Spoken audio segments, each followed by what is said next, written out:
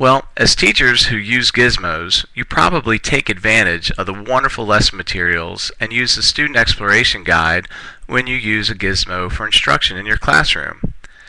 Today, though, I'd like to challenge you to go beyond the Student Exploration Guide. What I mean by going beyond the Student Exploration Guide is using the scientific method and have your students conduct investigations for those gizmos where variables can be manipulated. Choosing the appropriate gizmo is pretty easy. When you pull the gizmo up, ask yourself, does it have variables that can be manipulated? And then, how is the data recorded? Can you use a camera and export data tools, or will the students need to generate their own tables and graphs, or would they do a combination of each? Let's take a look at two of my favorite gizmos, Sled Wars and Photosynthesis Lab, to take a closer look. In Sled Wars, there are several variables that the students can manipulate. The height, the mass, and the number of snowmen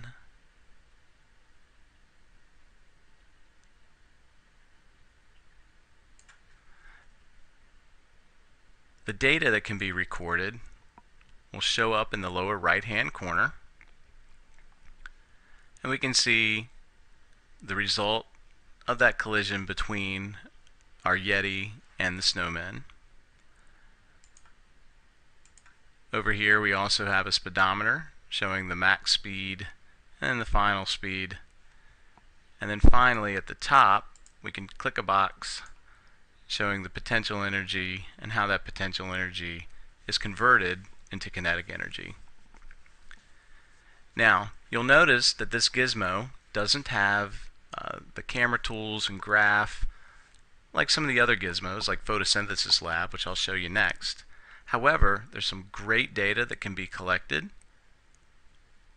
Students would have to put this into their own data table, make their own graph, but maybe that's something you would want them to do. That's a great skill, something they need to know how to do anyway. The students can still take a screenshot of the setup or of the collision to show what they did, and then also to record the results.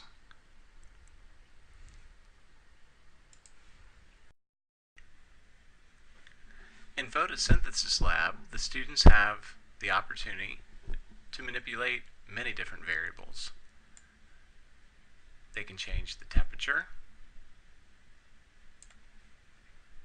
or the light intensity or the carbon dioxide level. They also have the opportunity, by clicking on the color tab here, to change the light intensity. So as you can see, there are many different opportunities for the students to choose an independent variable, controls and constants, and then as far as recording their data, there's a record data tab here. So if they were doing an experiment on light intensity,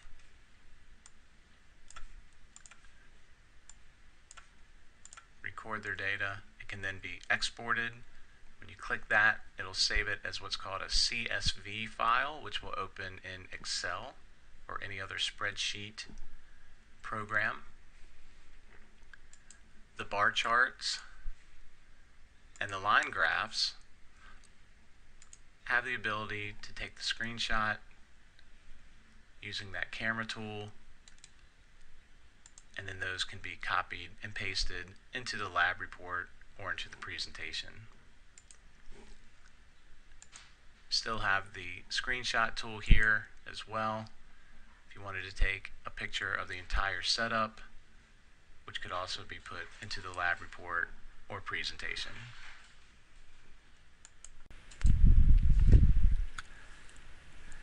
Now let's take a look at some classroom examples. Here's an example of a handout with the experimental design format.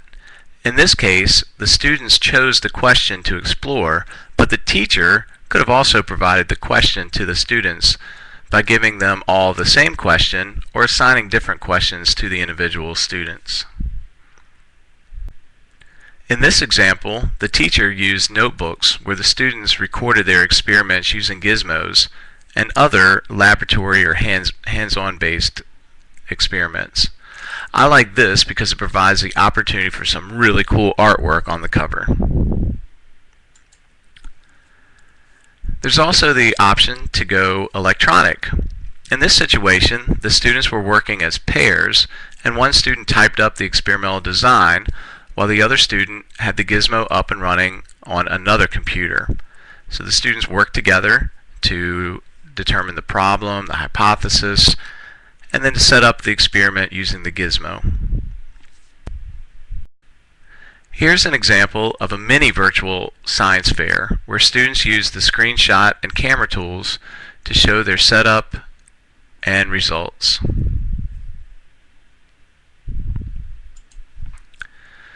In these next few examples, the teacher set up a mini STEM fair in his classroom and recruited other teachers and people from the community to serve as judges.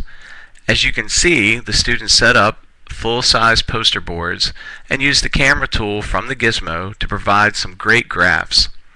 The students also had the computers out so that they could use the gizmo to explain what they did and help explain their results.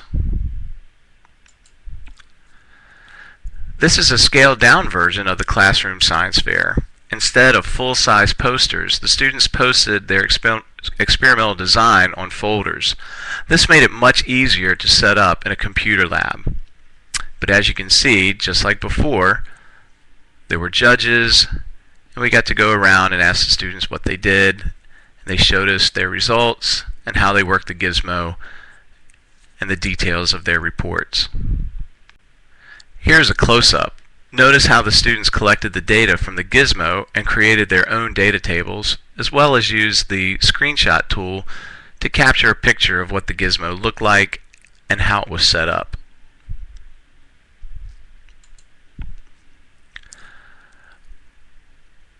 While this isn't an exhaustive list, I've put together and shared gizmos that lend themselves well to scientific investigation. Again, any gizmo that allows the students to manipulate variables will work. You can find the list that I put together at tinyurl.com/STEMfairGizmos.